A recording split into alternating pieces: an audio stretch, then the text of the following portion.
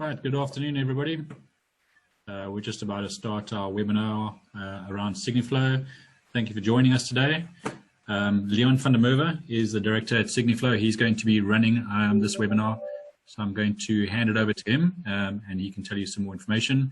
Your microphones are muted as well as your webcams, just to let you know that as well, but you do get the option to post any kind of questions and answers in the forum.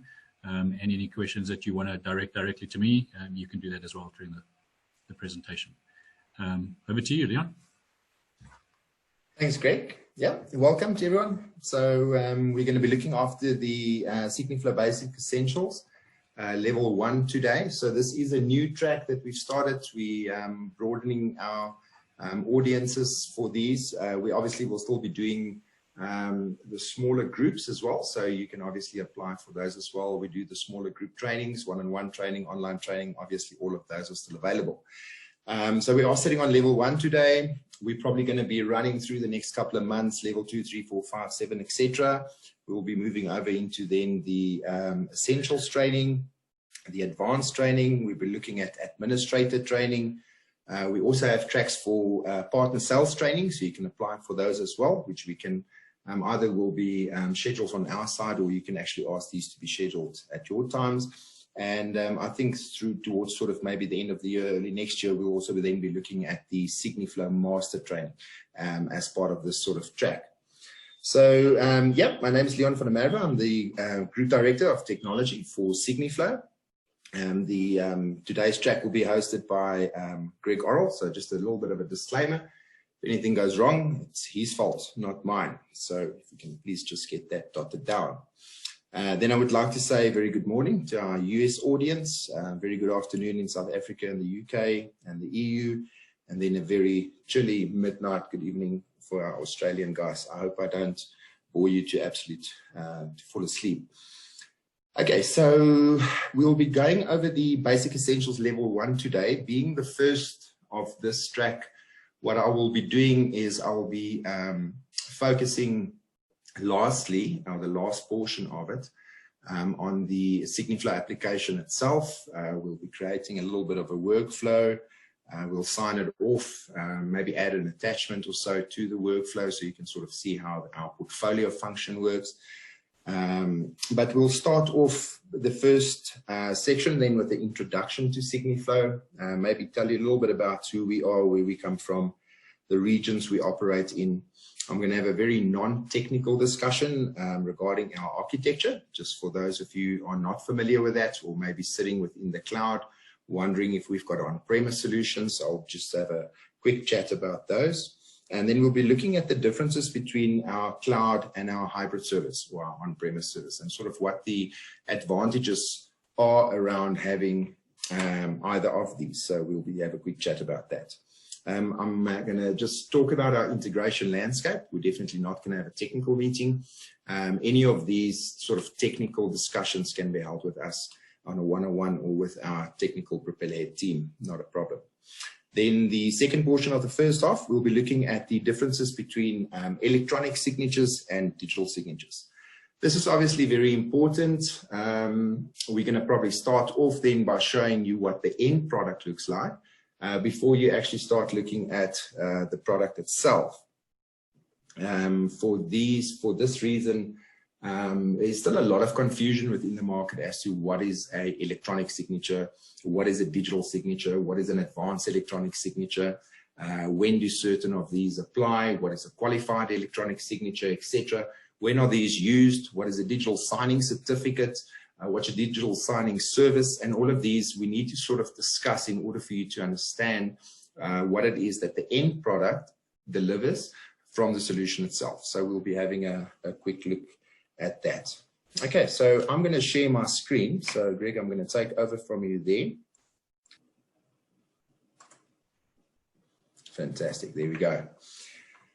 Okay, so I'm going to use our website sort of as a pointer for certain discussions. So to give you some background, our company is about 20 years old now. We started quite heavily developing our software around about between 2012 and 2014. We initially started off with a signature server as our only solution. These signature servers are hardware cryptographic devices, or HSMs, that basically produce the cryptographic signature, and that could then be integrated to almost any application for signing. So although we still have those sort of low-level API cryptographic signature engines, we use them today to basically power our user interface. So the SigniFlow has grown into a software stack. We've got different offerings throughout the software, being obviously SigniFlow itself, which is the workflow engine, but we also have solutions around that in terms of application forms that can sit online, that are developed into contracts and generate documents. We've got integrations with document generation tools like Fusion. We've got a DocFlow application that sits at the rear end of our solution to look after documents that have been signed already, that you might want to add some metadata to and automatically file those into the end locations. We've also extended into the digital KYC market. So this is also to do with the SigniFlow software, where we can FICA or then KYC with compliant measures in a remote situation, any customer at the point of signing a contract. So if you're an accountable institution, that might be something that you are interested in. And then we've also... Can I just stop you, just ask you to just double check your screen sharing?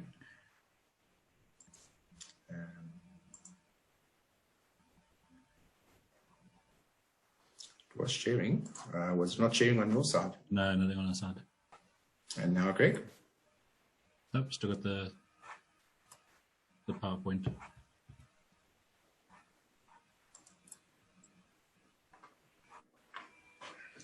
That's a problem.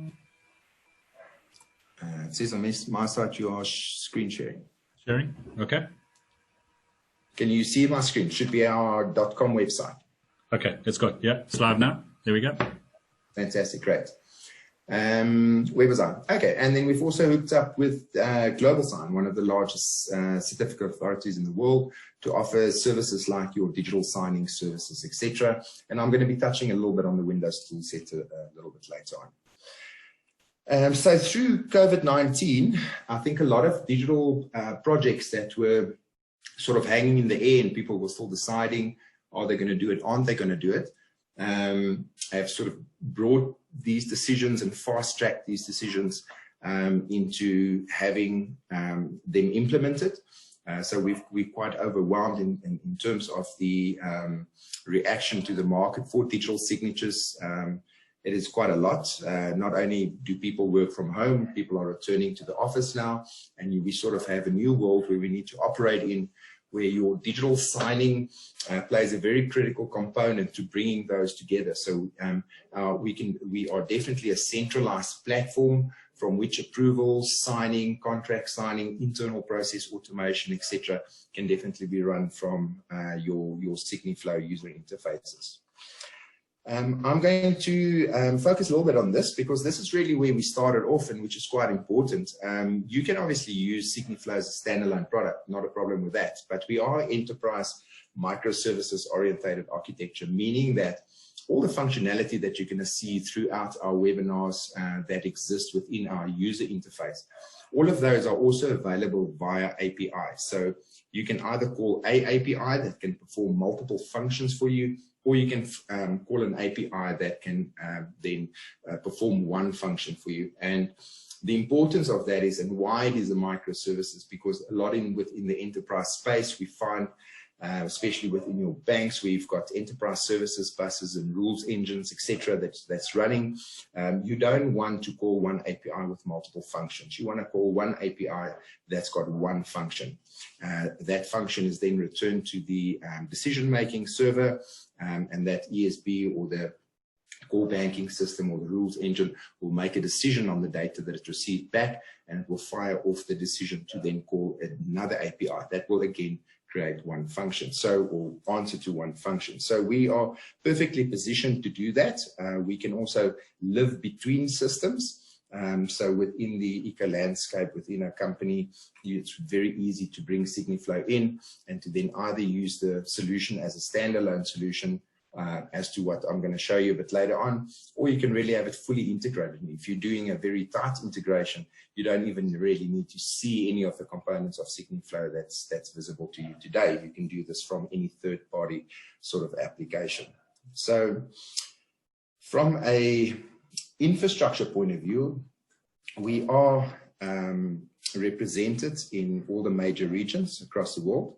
And this is important. So the importance of this is that we look at not only the signature legislations within the different countries and the different regions across the world, but also the privacy protection laws and legislations that run within these regions. So it's quite important that the data is segregated between these regions. So we've got SigniFlow as a core, is a Microsoft product.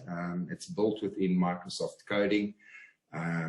We use SQL as a database, and we live best within a Microsoft environment. So our SaaS applications, meaning our cloud servers, are all Microsoft Azure servers, will be run within Microsoft Azure, either on standard VMs, or we can run within containerized Kubernetes environments as well. So if you hook up to our cloud solution, you'll be hooking up to one of our Microsoft Azure instances worldwide, which will either be sitting within one of these regions. So if you're within Europe, for instance, which has got very strong privacy laws regarding, for instance, GDPR, there's no need to worry. We comply to all of those regional legislation, and your data is safe. So European personal information will not be shared across border, for instance, to South Africa or to Australia, etc., and vice versa. So the documents and the private information lives then within that region, but we have gone sort of one step further. So going one step further, we looked at, we've got obviously the cloud, so you can subscribe any of your users to our normal cloud service, and those users can live even in segregated business profiles that live within that cloud environment. Going one step further, we basically have got a on-premise solutions. We call these servers hybrid. So if I say on-premise, I don't mean necessarily that the solution is running within on-premise. It can, as long as it's got its Microsoft IIS and SQL environment, it can run on-premise, but it can run really in any hosted environment, whether that environment is private or public in the cloud, or Azure or AWS, it really doesn't matter. These hybrid servers can run anywhere. And we use the term hybrid because these servers still connect to our centralized public key infrastructure, or our centralized PKI. And these you get in different flavors, and I'm not going to go into this too much, but it basically ranges from anything up to 25 users, 50 users, 100, 250, 500, 1,000 users, and then we sort of start moving into the EXA open space, or within the enterprise open licenses, which we design for clients around that. And that makes it quite easy then for you to be confident in the fact that if you've got one of these servers running in an environment that you manage yourself, or that's within your own Azure instance, for instance, then documents that are uploaded into this server will not leave that server.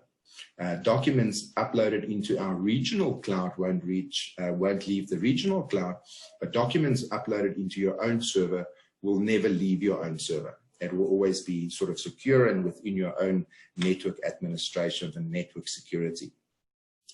Right, so I think lastly on the website, before I sort of switch over to a PDF, we have also launched the YouTube videos. So there's quite a large variety of YouTube videos. We're actually rebuilding our entire academy. So any of the videos in terms of your unpacking your dashboard, creating workflows, creating it in all different kind of methods are all contained within this, and you can reach this simply by going to the info tab and then scrolling yourself down to the YouTube videos. The developers, welcome to visit our developer zone. From there, there's stacks of sample code, etc. Get into contact with one of our architects or developers through your account manager, and we'll be able to assist you with any form of integration that you might want to do. Logging support tickets either from the system, or you can just go in and log a support ticket from our website.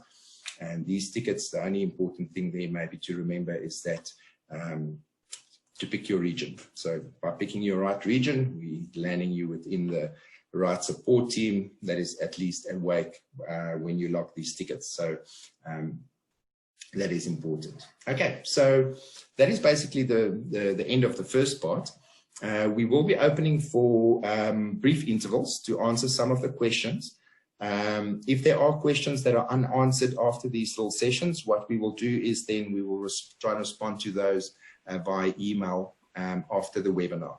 So if there are any questions within the text sections, you can just leave a text message on the webinar, and Greg will assist us in getting these questions answered. So Greg, I'm not sure if there's any, I don't have vision. There is, yeah, there's a couple we've answered.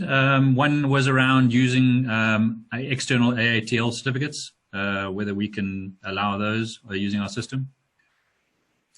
Absolutely. So when we dig into the PDF now, I'm actually going to show you different certificates that are used during the signing.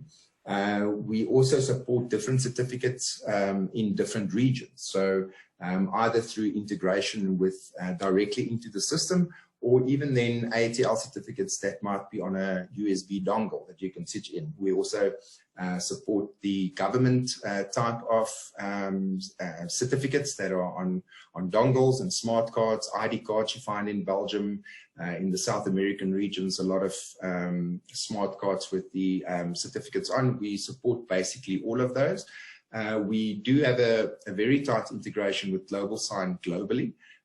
For the DSS, the Digital Signing Service, which is also an AATL on-the-fly transactions-based AATL offering, or we can issue AATL certificates for use anywhere in the world in terms of advanced electronic signatures. That was it. Yeah, that's still pretty explanatory from so far. Okay, great stuff.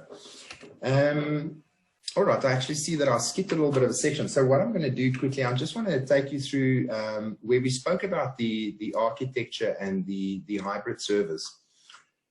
There's additional to the document security functionality that you get, there are other advantages to this. So, and a lot of this have got to do with customer adoption, maybe the professionalism of your organization and to improve on that.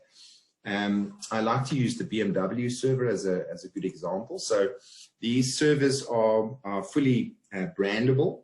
So you can really make your customer feel quite comfortable within the environment that they're in. So let's say someone walks into a Bmw branch, they test drive the motor vehicle, they go home, they're thinking about this, they're expecting sort of to receive documentations, quotations, sales contracts, insurance information, insurance contracts, etc. then from Bmw. So receiving then an email from SigniFlow or another signing application doesn't quite make sense. They're expecting an email from Bmw, or communication then at least from Bmw. So in this sense, not only can you rebrand and feel the customer feel quite at home with these branded server, you can also then obviously go quite the extra mile in terms of sort of branding the email. So when the customer receives that, there's a link he has to click on in terms of opening his documents.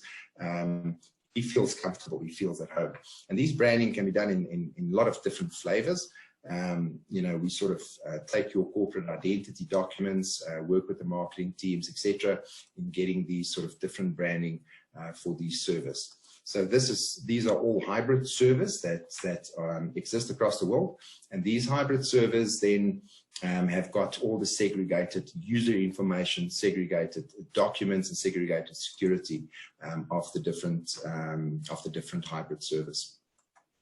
Right, so let's go look then at the differences between the electronic signatures and digital signatures. So in order for me to do that, I need to open some files that are on PDF format. So let me get that on the screen. Right, and I'm going to also be using a document that was signed with a competitor application. I want to make it very clear that this is not an attack on this competitor application. They're doing a fantastic job, and they also actually have digital signature offerings. I've just got this document. It is my document. I signed it, so I can use it just to illustrate the differences between electronic signing then and digital signing. And like I said, these pointers that I'm going to show you within a digitally signed document is extremely important, because not only from a forensics point of view, but thinking about it, why do we sign documents? We sign documents because that document might end up under scrutiny. It might end up in a court of law. It might end up in some kind of arbitration. So the document needs to have all the elements that are necessary to stand up for itself when it comes to non-repudiation. We focus heavily on non-repudiation on every signature that is supplied through SigniFlow. So we don't sort of at a document level ask you, well, do you want this document just to be signed electronically or with low non-repudiation? We sign every document the same. Makes no difference to your pricing, so there's no added functionality in order to get what I'm showing you here today. These are all sort of standard features through our default platform and our default application. But there are differences within these signatures, and I'm going to show you some of those as well. But let's start looking at the PDF. So this PDF was signed using SigniFlow. It consists of 3 different signatures on the document. These are also different in terms of their ratings on the ATL scale.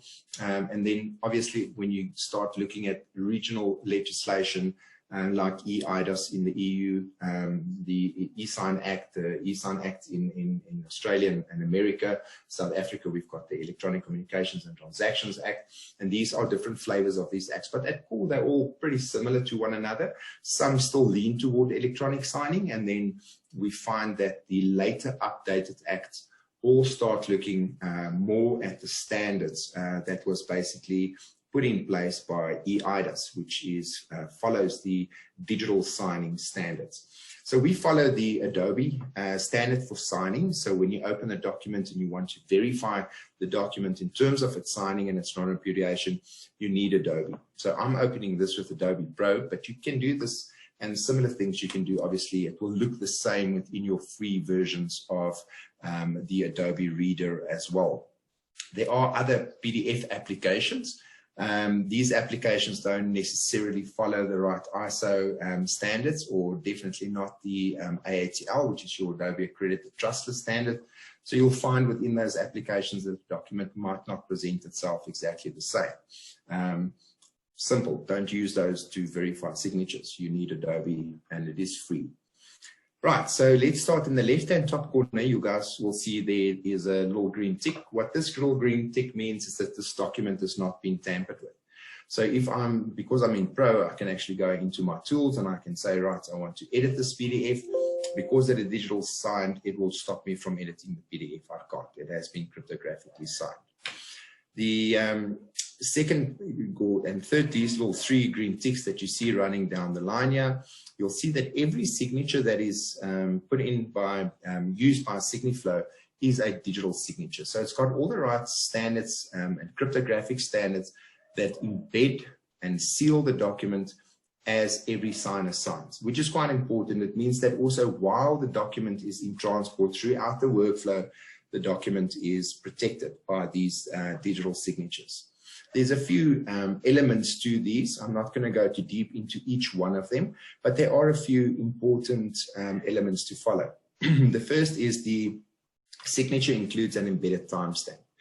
Now, an embedded timestamp can only be provided if we sign and the signature at the point of signing then links up to a TSA, or a trusted timestamp authority. So we look at global sign. We also look in other regions at different timestamp providers. If the timestamp is not provided by a TSA, then it will show that the timestamp is from a user's computer.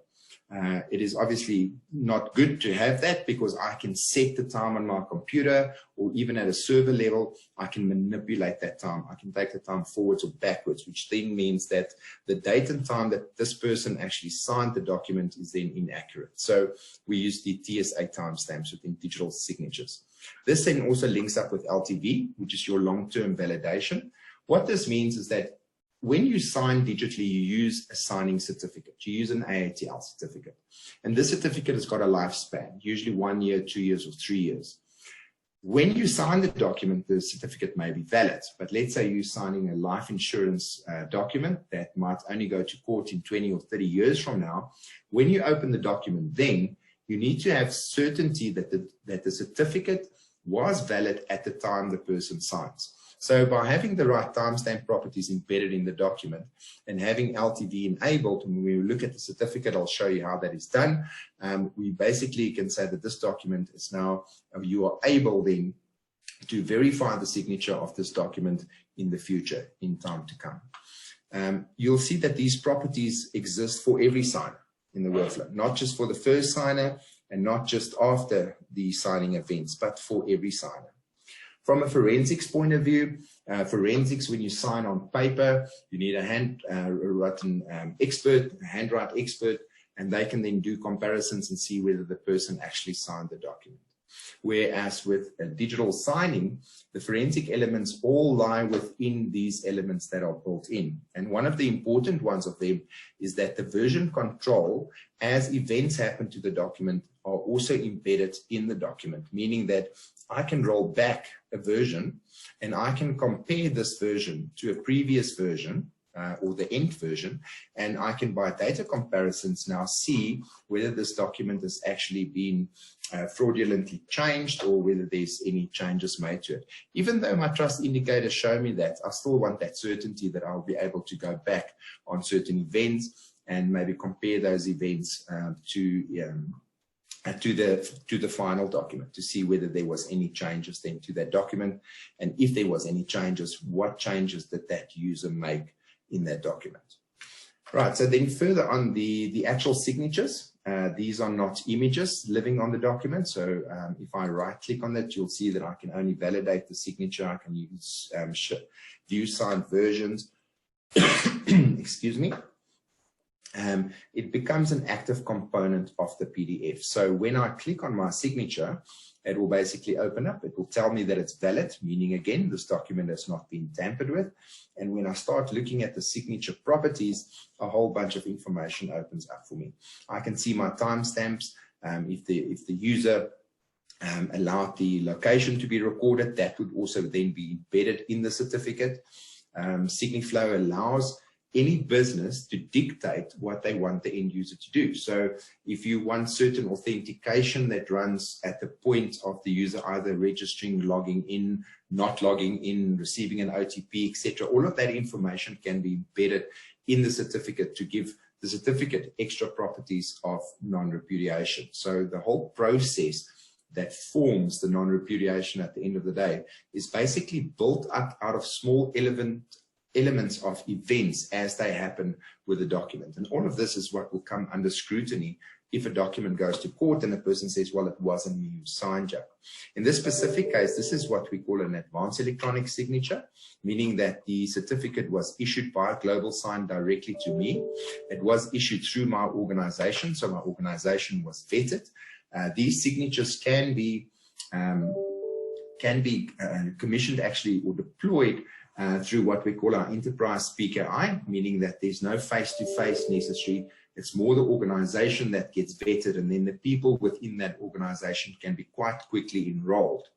But that doesn't solve our problem when we send a document from our organization outside of our organization and the recipient is someone unknown. He's unknown to us, he's unknown to you, and he's definitely unknown to your certificate authority like Global Sign. So we need to then have a method where that person can still sign digitally, having all the digital properties of the signature intact, built up on the non-repudiation, but being issued a digital signing platform on the fly based on the authentication that was then specified by your company.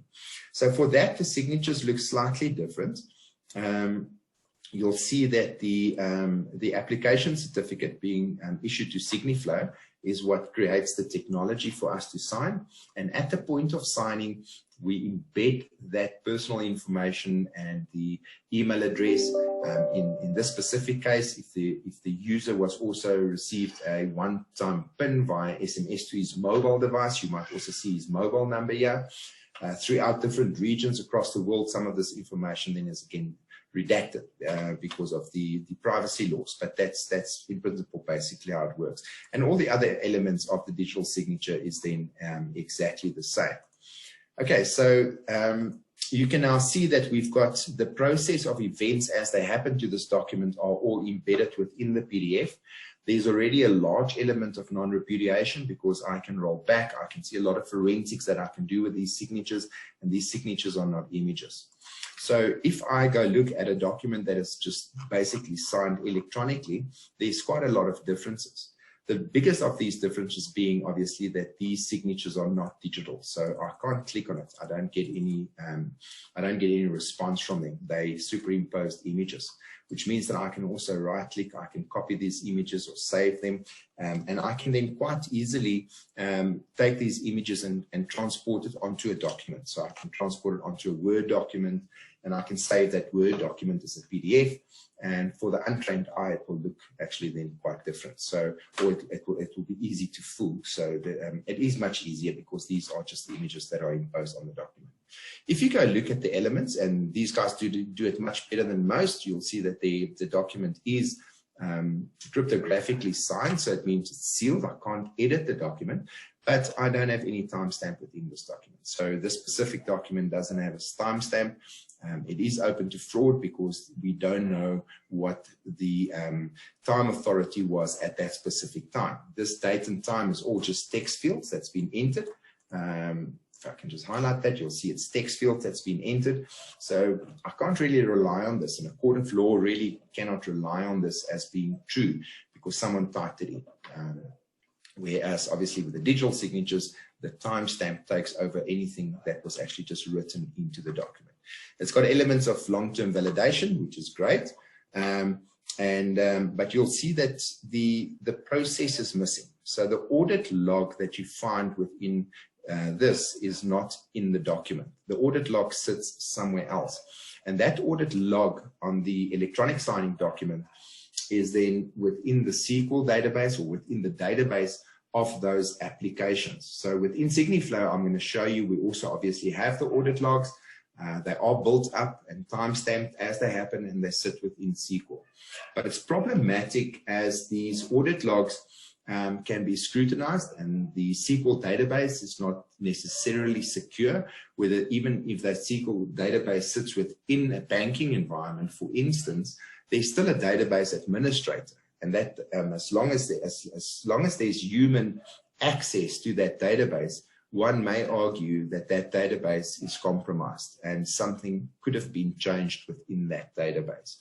Whereas the audit logs being built up in this way that live in the documents are cryptographically sealed at every event. So as each event happens, you can no longer go back and change anything that happened prior to that event. That event seals the document completely, makes it completely non-editable.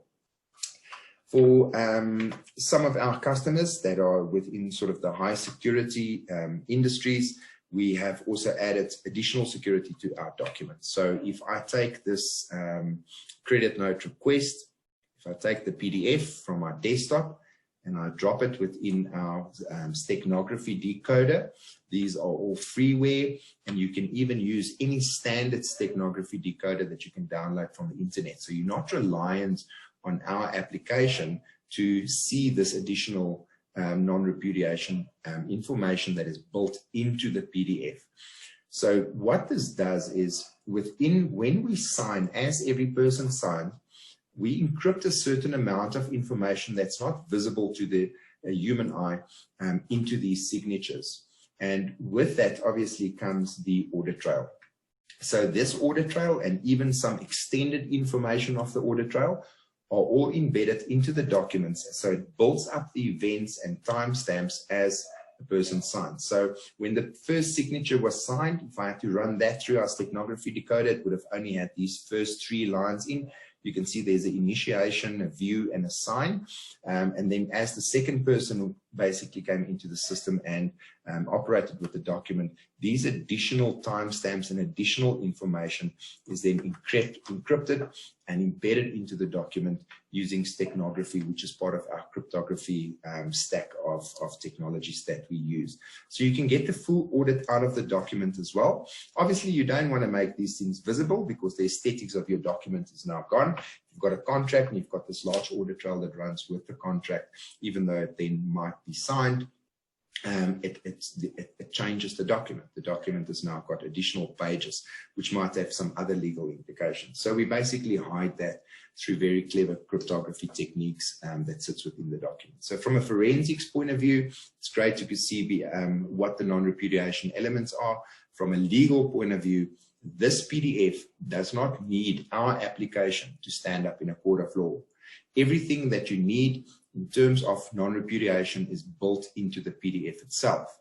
Why that is very important? This document can go to court on its own, whether you're still subscribing to SigniFlow or not, whether you've, technology has moved on or whatever the case may be, this document will stand up on its own, and you are able to, with a high amount of assurance, put this PDF into an archive solution and leave it within that archive solution because it's got long-term validation and it's got all the non-repudiation built into the PDF itself. We don't have to rely back on an audit trail, and we can, because the document ID, I'm sorry, I've already closed that screen, because the document ID is also cryptographically sealed in, we can now marry this document up to the SQL database, and we can prove that the SQL database haven't been tampered with as well. Okay, so I think that's sort of a good high-level explanation of what the differences are between electronic and digital signatures. Maybe just before we break to questions, so these different certificates in the different regions are all AATL based, or mostly AATL based, except if it's government. If you wanted to have all these properties shown, you have to use an AATL certificate. And we've got different providers within different regions. So, if you're in Europe, it could be a TrustPro, a Global Sign, Firma Professional. In South Africa, we've got the South African Post Office with the advanced electronic signatures. We've got Global Sign AATLs. And so these different providers across the world inject their certificates into our system, which makes the SigniFlow application certificate agnostic. We can basically sign with any AATL certificate. Okay, so I think let's take a quick interval. Greg, if there are any questions that you want me to address, then I can do that now. Just obviously SigniFlow has a global footprint, but around the data protection laws around the world, what are we doing to ensure that we comply with the different execution of laws in the certain countries? Okay, so we spend quite a lot of time, effort, and legal money on ensuring that we comply to these laws. But it is almost easier for us to do that by the way that we have segregated our architecture. So, like I mentioned before, if you are in the UK, you'll be subscribing to a service that is deployed within the UK. So the data within that UK server won't leave that region, and the data is then protected with all the cyber protection that it's needed, and the server is configured in such a way that the local privacy laws of that region are adhered to. We don't break those privacy laws within those specific regions.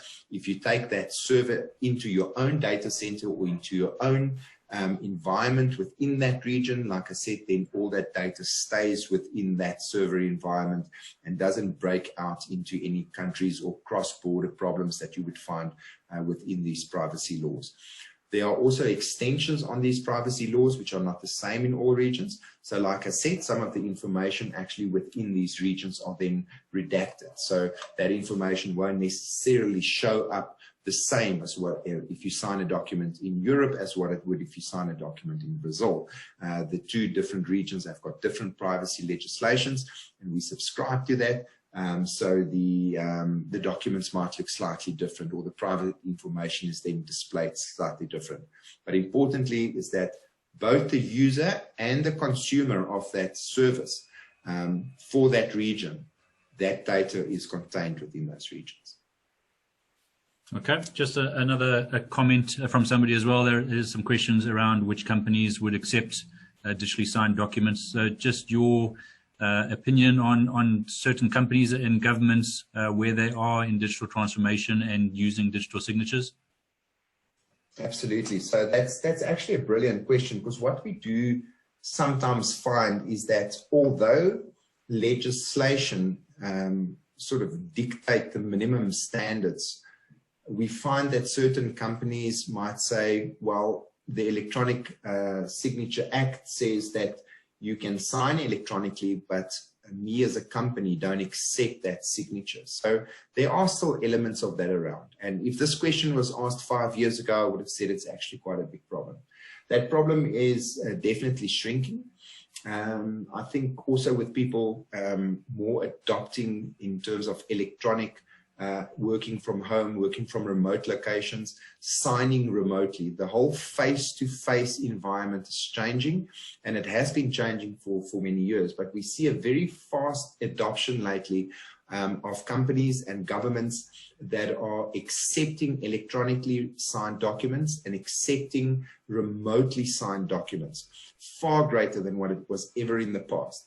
In certain regions throughout Southern Africa, we find the adoption of governments huge. It's massive. There's almost not a government department left that do not accept digitally signed documents. If we look at South America region, for instance, Brazil, Peru, Argentina, around there, a massive amount of interest from the public sector. They actually involved in the whole process and standards.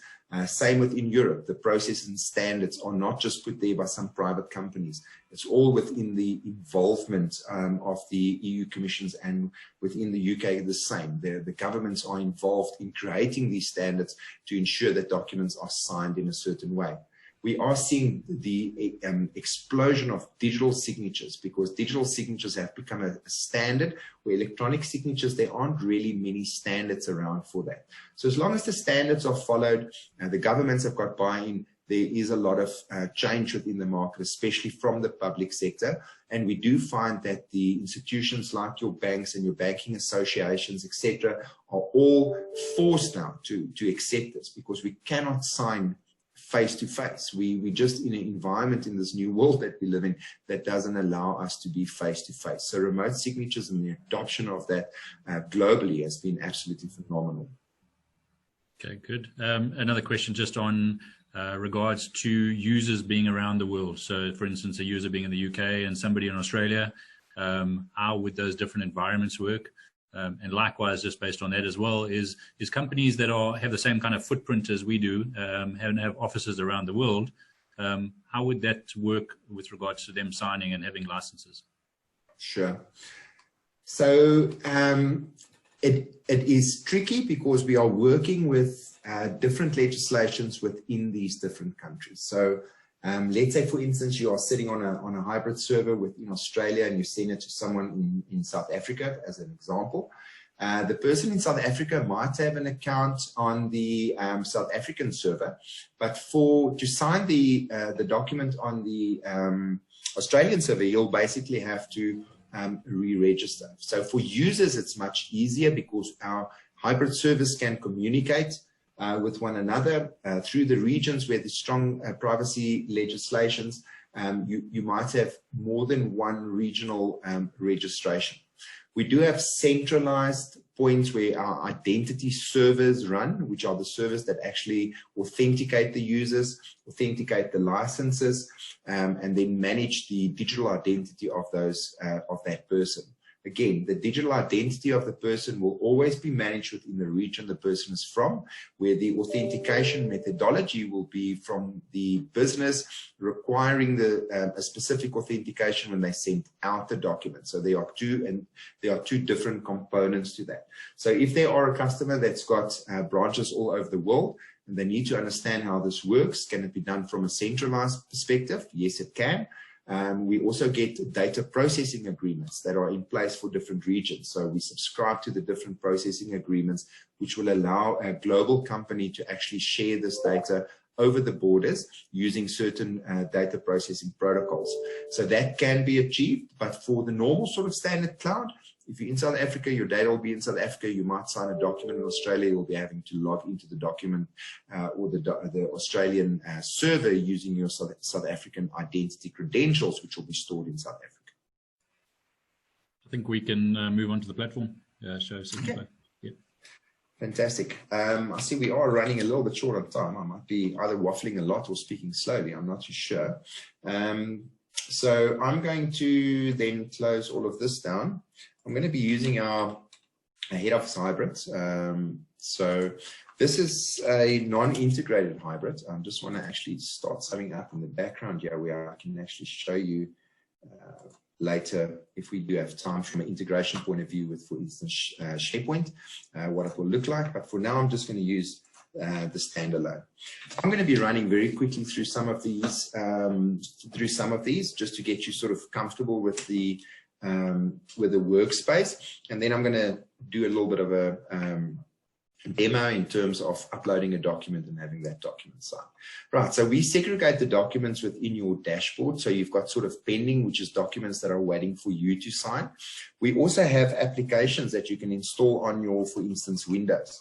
That will look like this, where you can now, from these applications, you can actually check certain documents much quicker, and you can sort of tick multiple documents and then sign all of them in bulk. So we do have that sort of strategies as well. Otherwise, you can just use the application and you can log into this. Like I said, all of these also that you seeing on the screen today, you can integrate via API. So you can, this entire front-end system can really live within any other third-party application, like a SAP or whatever the case may be in terms of your ERP and document management.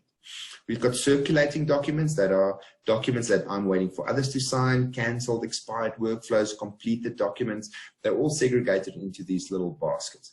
We are going to focus a little bit on portfolios today, but I'll get to that later.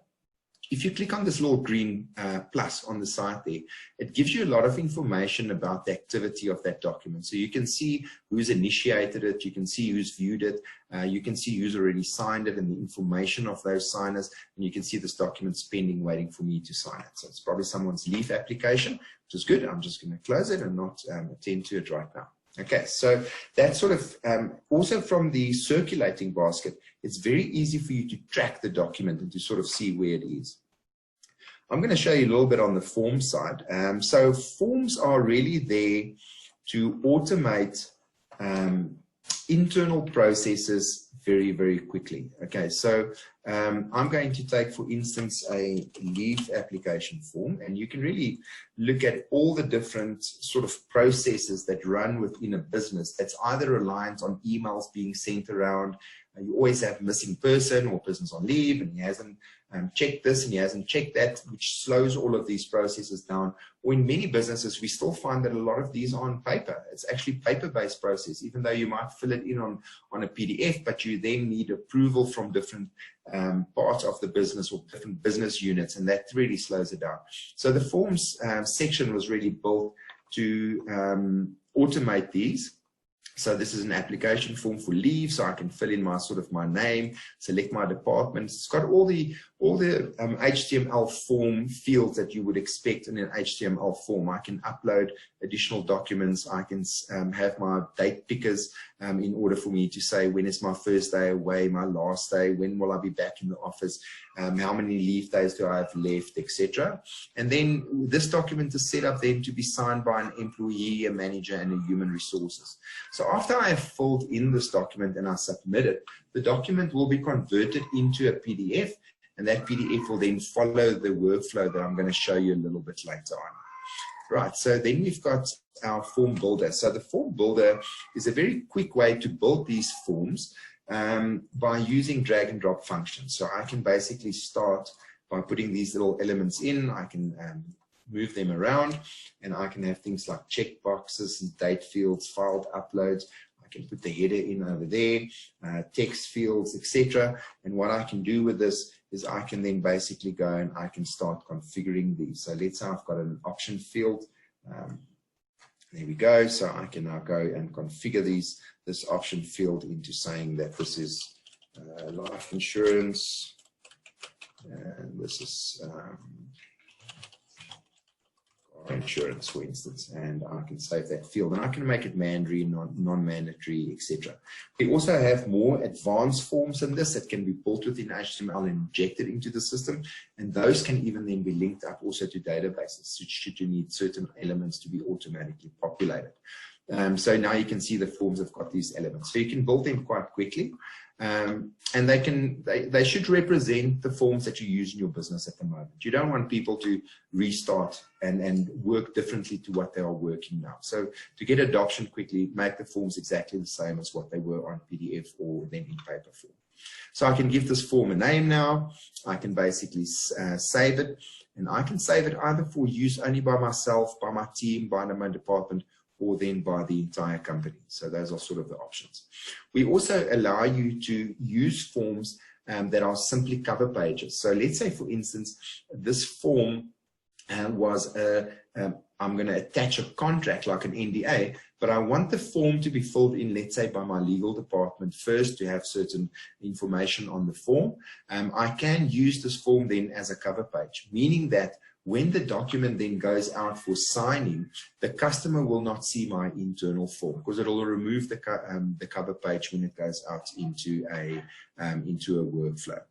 I can manage these forms if I've got the right access to the system. I can manage my forms, my templates, etc. from within this. And within your level 2, 3, 4 training, we'll start digging deeper and deeper into these different functionalities that are there. But it's good to know that you can basically do this, and these forms can be built pretty quickly. The next sort of element that I quickly want to touch on then is your own profile. The reason why I want to show you the edit signature portion is that this is very similar to what a user will experience when he hits the system for the first time. Depending on your business configuration, you can configure how you want the system to, or how you want the user to sign. What must the documents look like? Must I have a font signature on? Must it be a drawn signature? Do you want the customer to actually capture his signature with a capturing device, or do you want him to save the signature that is drawn with the mouse? Once you've saved this into our database, we move over to one-click signing, which you're going to see later on in the demo. Or I can scan my signature and upload it if I really want a nice high-definition signature. A lot of our customers use font-based signatures. There's nothing wrong with that. Remembering that the non-repudiation doesn't sit within this electronic signature element. It sits within the process and within the non-repudiation process, which doesn't require the signature at all. So you can really use any of these, and you can switch these off and on as you want your customers to sign and how you want the aesthetics of your document to look. So these are all configurable within that. An important element is portfolios. So most of our customers use portfolios. Portfolios can be thought of as an envelope, but even more digital than that. It's got a longer lifespan. An envelope, you put documents into, you deliver the envelope, and basically that's the end of the story.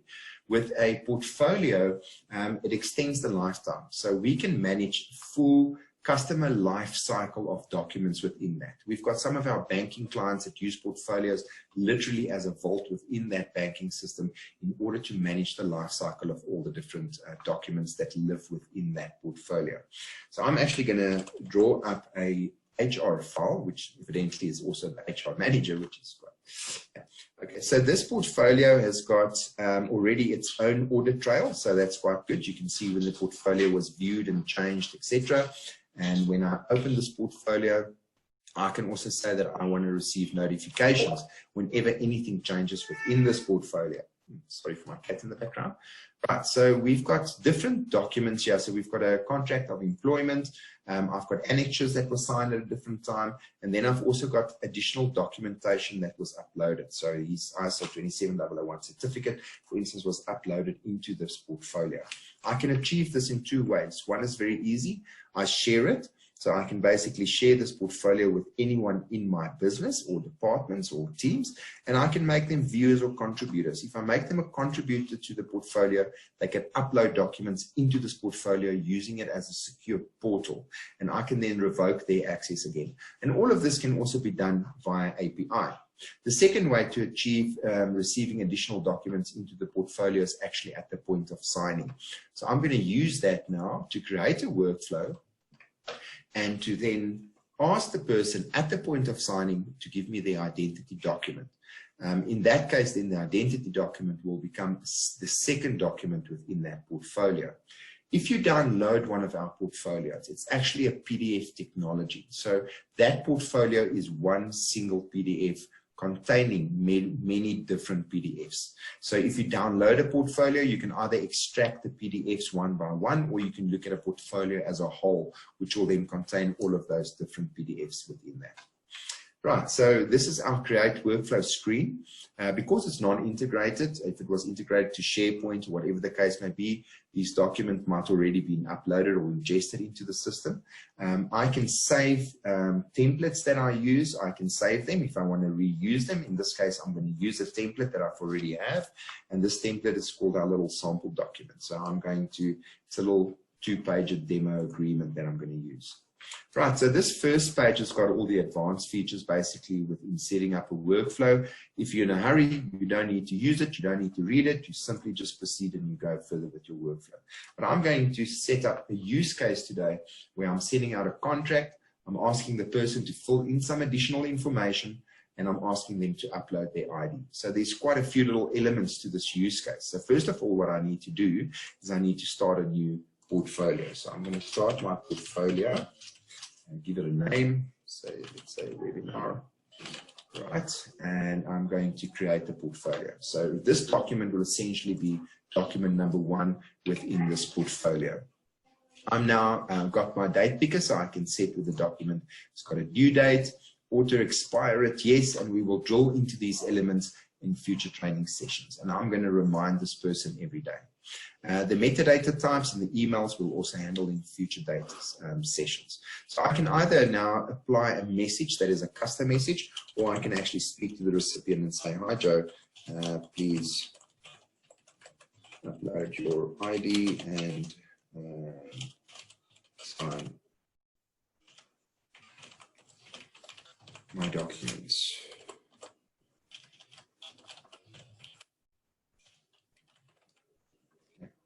That message will push through on the email and also when the user opens it up. Right, so now we're on our create workflow. Once I've created a workflow, I can also save it as a template and revisit it. You don't need to redo this. So we basically accommodate different types of workflow. The workflow we're going to be focusing on today is sequential workflow. So I'm going to add, for instance, myself to the workflow, and then I'm going to be adding an external signer. So that external signer is Joe Soap, which is one of our demo accounts. I'm adding him as signer number 2. And I can basically change these around, saying, no, I actually want Joe Soap to be the first signer. We also do group signing or parallel workflows where loads of people get this, the emails notifications at the same time, and they can actually sign the document as they come into the workflow. SigniFlow has got a very unique feature within the parallel workflow, and that is that you can choose how many out of the group need to sign the document. So you might have a group of 5 directors that can sign the document, but you only need 2 of them to sign in order to satisfy the needs of the document. So you can send it out to all 5, and the first 2 that sign, you completed your workflow. We also do face-to-face digital signatures that we'll handle in future webinars. You can add a viewer to the document or to the workflow then, and you can add approver. An approver is someone that doesn't sign the document, but they approve the workflow. So let's say your legal department needs to approve this document before they go out. You'll put an approver first. They will approve the workflow, and then the workflow will kick into the different signers and start notifying the signers. The sequential workflow means that Joseph needs to finish his actions and then I will get notification to do my actions. Okay. You can also mix these workflows. You can have sequential, then a group, then a person, then a approver. It doesn't really matter how you mix and match it within the workflow creation tool.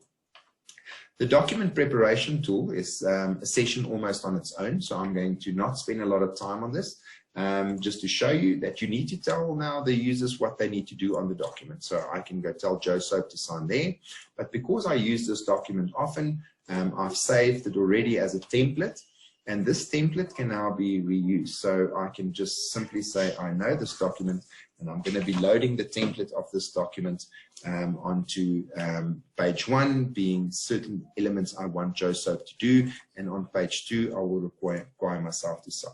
If you've applied a template and you need to add something to it, or you see, hey, there's a misalignment, I can actually take that out and I can replace it then with a new field. Oops. Replace it with a new date field. Save it, and I can just release this into workflow.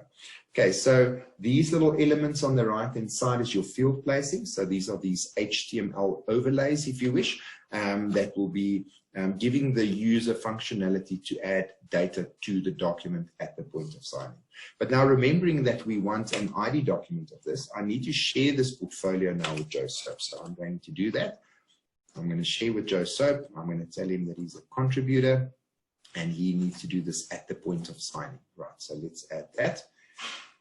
And then I'm going to have to tell Joe Soap what I need from him. So I'm going to use this placeholder to say, I need your identity document. Right, so I'm going to add that. Right, and that's it. We basically set up. So all I need to do now is to release my workflow. And the workflow then would kick off by sending Joe Soap a email with the notification in. We do have different, like I said, ways of authenticating the user. That's up to the business profile owner or the document owner, how he wants to authenticate that user. Do you want a password plus one-time PIN, USSD, no password, no authentication? Click on the link and it just opens. There's a lot of different strategies there that you can discuss with your different account managers. That's a little bit of a warning that I'm running out of time. So let us finish this off. I can, with the calculation, the circulation, I can basically now also see that my document is out and with who it is. So if I had a document with a lot of signers, I would have had all the pending names, yeah, and all the names that have already been signed. So I can very quickly and easily track my document through this. So it's already starting to build up also a little bit about the audit trail. All right, so let's go to the actual email that was received, which is this one. So I've just sent that out. You'll see that this is a little Outlook reminder that you can put into your Outlook, and you can make it as a bit of a reminder on your Outlook calendar. This is a really basically branded email, so everybody has got the functionality to brand their email. It doesn't matter what license you have. And from here, I can see that my little message that I wrote through to Joe. So all he needs to do is click on the document. So Joe Soap has used the system before, so he's already captured his signature in the system. And our authentication from this specific hybrid server requires only a password. So his password is already created, so I'm going to log in. At this specific point in time, you might want to also fire off a one-time PIN to the person's cell phone, or you want to maybe do that at the point where the person registers. It's all up to you in different configurations that you can set. Okay, so there's the message through to Joe. This little arrow on the side will take you to the next action that needs to be done. So on a large document, let's say the signature panels on page 24 of 300, you'll just simply click that arrow. It will skip through all the pages or scroll through all the pages right up to the next action point that you need to fulfill. The red indicates that this is compulsory, so it needs to be filled in. I cannot sign the document without filling in these fields first. And the blue indicates that it's not compulsory. So let me go through that. You'll see that, and we'll handle this within the DocFlow training, or within the Doc Prepper training, sorry, that you can set up and create certain rules within this in order to guide the user not to make a mistake. You can also see that he can't sign in the wrong spot, because he can only sign where he's supposed to sign. So it's asking me for some information here. So let's put it in, and a registration number. And basically the information that we can populate from the database, like the name, surname, email address, that will automatically be populated for the user. And the timestamp, as I said, is entered on the document. But more importantly, as soon as I click this button, here's a drop-down menu that I didn't fill in. So there we go. As soon as I click this button, it will contact the TSA server in the background. It will obtain the right date and time, and it will embed that timestamp, and all the cryptographic properties on the Adl certificate will be embedded. Okay, right. So I'm going to end off within a few minutes. So let me just quickly go back to the actual solution and show you what has happened on the other side. So if I now go to my pending, I now need to sign this document. I can now see that Joe Soap has signed it, so I can just simply open it up. Obviously, my signature is already in place, and I can sign it. So there we go. And the document will basically be signed. I unfortunately skipped the upload of the ID document. I'm going to just quickly go back over here to Joe Soap. Just show you that you can make it compulsory or not. In this case, I've got a little ID document of a person that doesn't really exist.